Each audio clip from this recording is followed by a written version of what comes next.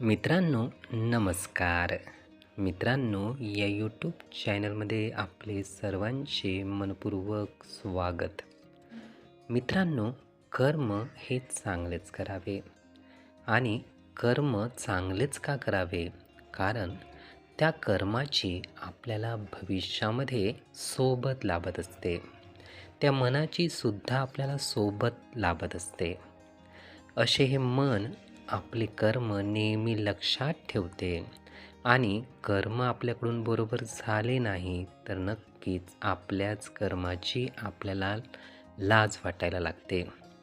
मित्रांनो, असे हे कर्म आणि मन आपल्यासोबत निरंतर जर राहत असेल तर नक्कीच आपण कर्म हे चांगलेच करणे, उचित करणे खूप आवश्यक आहे.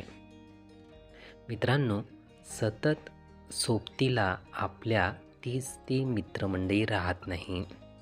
काही मधातच आपल्याला सोडून देतात तर काही मधातच आपल्यासोबत देतात, आपली साथ देतात. मित्रांनो, अशाच पद्धतीचे इतर गोष्टीचे सुद्धा आहे. काही गोष्टी आपल्याला या वेळेत मिळत जातात तर काही गोष्टी आपल्यापासून या वेळेत दूर जायला लागतात. असे हे येणे जाणे मित्रमंडळींचे, नातेवाईकांचे, लोकांचे, गोष्टींचे, वस्तूंचे वेळोवेळी होतच असते. पण मित्रांनो, कर्म आणि मन हे आपल्या निरंतर सोबत असते. त्यामुळे आपण जे कर्म करू ते जर वाईट केले तर नक्कीच आपल्याला त्याची लाज वाटते.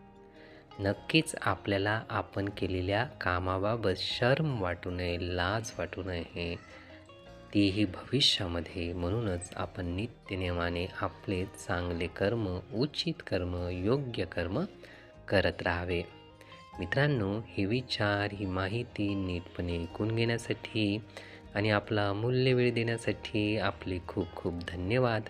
आपले जीवन खूप सुखी, सुंदर, आनंदी आणि यशस्वी होण्यासाठी आपल्याला भरभरून खूप खूप शुभेच्छा.